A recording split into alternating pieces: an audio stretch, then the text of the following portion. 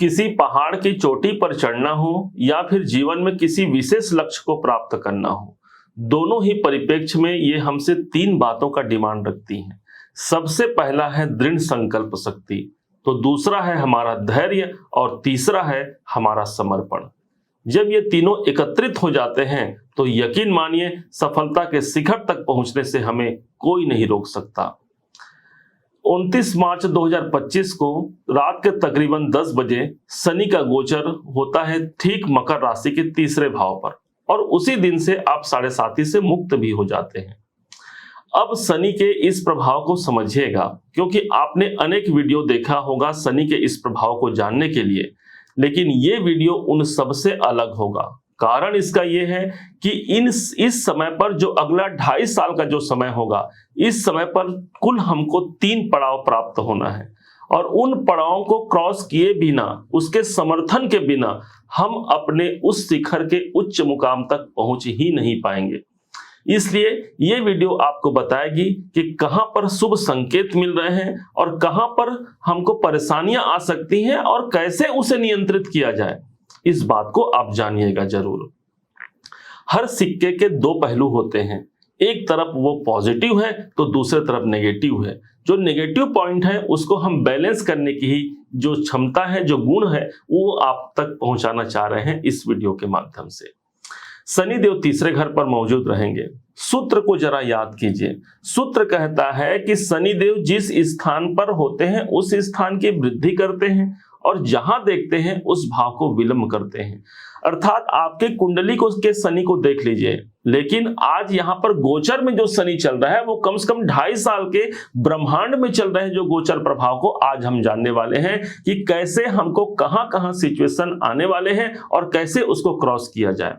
तीसरा भाव शनिदेव मौजूद रहेंगे, अर्थात आपका हिम्मत कभी कमजोर होने वाला नहीं है।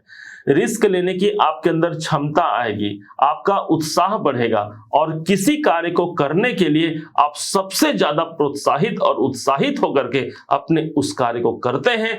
फलस्वरूप आपको विजय तिलक आपको प्राप्त होता है। अब शनि की दृष्टि पर आ जाइए। उनका प्रभाव तो अच्छा हो गया।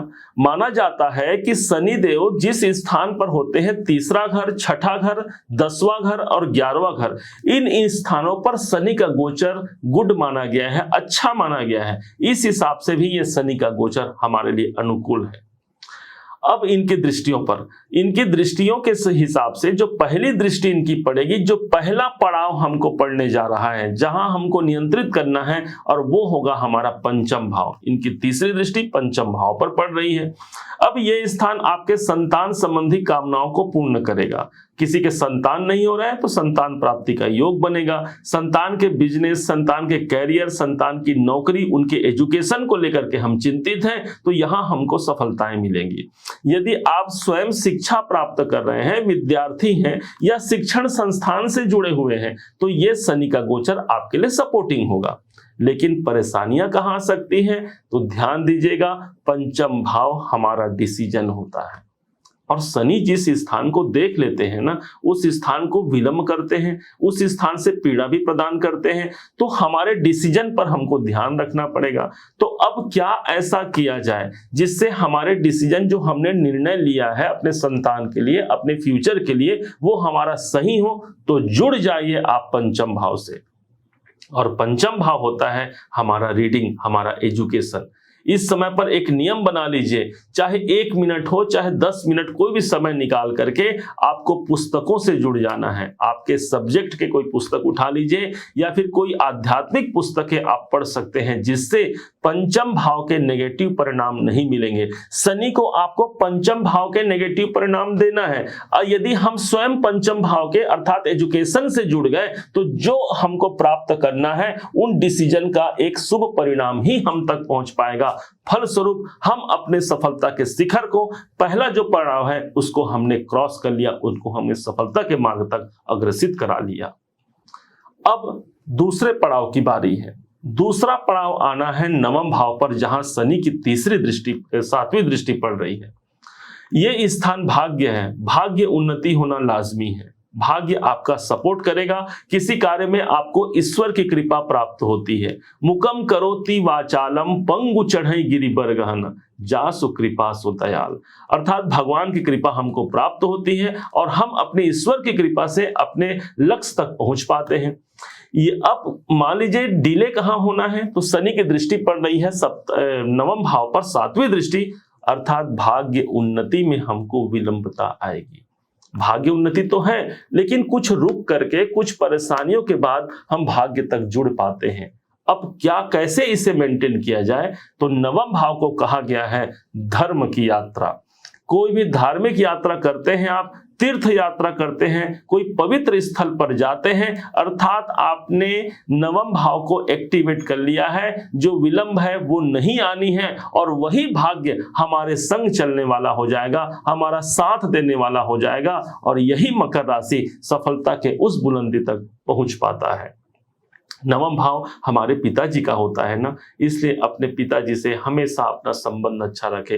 हम हमेशा कहते हैं पिता से संपर्क अच्छा रखना, संबंध अच्छा रखना न सिर्फ नवम भाव को जागृत करता है बल्कि आपके भाग्य को भी जागृत करेगा। और ग्रहों में कहा जाए तो भगवान सूर्य नारायण स्वयं पिता के कारक होते हैं, अर्थात नवम भाव धर्म की यात्रा से हमको जुड़ना ही होगा। कोई धार्मिक क्रियाकलाप भी आप करते हैं, अच्छी बात हो गई। ध्यान दीजिएगा, शनि स्वयं तीसरे भाव पर बैठे हैं और ये यात्रा का स्थान है, नवम भाव धर्म का स्थान है, जोड़ दीजिए। इसके अलावा शनि तीसरे घर पर बैठे हैं, तीसरा घर हमारा राइटिंग भी है ना, तो लिख लीजिए जो आप अपने कैरियर में, अपने कर्म में, अपने जीवन में जो कुछ प्राप्त करना चाहते हैं, एक डायरी मेंटेन कीजिए, उसमें अपने राइटिंग कीजिए कि आपको क्या करना है, क्या बनना है। और निश्चय मानिए शनि अभी 2.5 साल तक रहेंगे आपके तीसरे घर पर, जून 2027 तक रहेंगे। आप देखेंगे वो कामनाएं आपकी पूर्ण हो चुकी है, अर्थात हमने कर्म किया है, लिखा है, अर्थात हमने अपना दूसरा पड़ाव क्रॉस कर लिया, क्लियर कर लिया और हम पहुंच गए सफलता के शिखर के ये दूसरे पड़ाव तक। अब तीसरे पड़ाव को बड़े ध्यान से समझिएगा। ये तीसरा पड़ाव जो प्राप्त होगा ना, वो कहीं और नहीं हो रहा है, शनि की जो 10वीं दृष्टि है वो 12वें घर पर पड़ रही है। 12वां घर होता तो है हमारे विदेश संबंधी कार्यों का, आपको विदेश तक जाना है, विदेश संबंधी कार्य करना है, कोई इंपोर्ट एक्सपोर्ट संबंधी आपको काम कराना है, आप मेडिटेशन में है, ध्यान में है, हॉस्पिटल में आप काम करते हैं, इन सब लोगों के लिए शनि कर्म के कारक है, उनको विजय तिलक दिलाएगा। लेकिन एक चीज समझिएगा, 12वां घर हमारा हानि भी है, हमारा व्यय भी है। अब कैसे उस व्यय, उस अनावश्यक व्यय और हानि को कंट्रोल किया जाए, तो आप स्वयं जुड़ जाइए 12वें घर से। शनि को आपको इवेंट देना है, 12वें घर के प्रभाव देना है, तो हम यदि स्वयं जुड़ जाते हैं तो समझिए जो नेगेटिव परिणाम है, हानि और व्यय, वो हम तक नहीं पहुंच पाएंगे और बल्कि श्रेष्ठ मुकाम को हम प्राप्त कर पाते हैं, क्योंकि 12वां घर हमारा बदलाव है।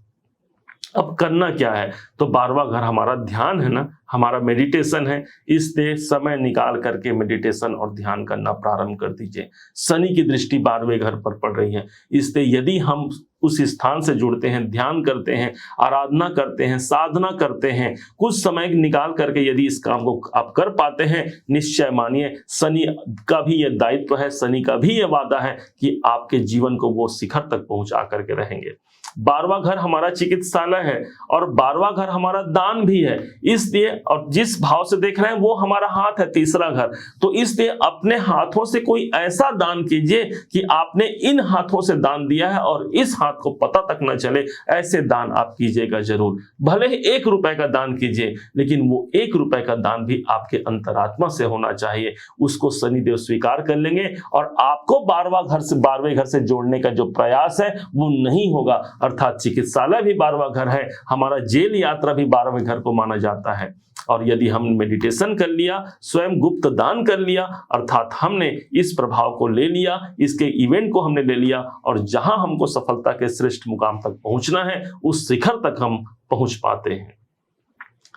उम्मीद है आप सबने इसे समझा, आप सबने इसे जाना है। यदि आपने इसे समझा है, जाना है, मेरे समझाने का प्रयास यदि आपको सार्थक लगा हो, मेरे समझाने का तरीका यदि आपको सार्थक लगा हो, तो हर बार की भांति इस बार भी अपना प्यार भरा लाइक और कमेंट करना कभी मत भूलिएगा।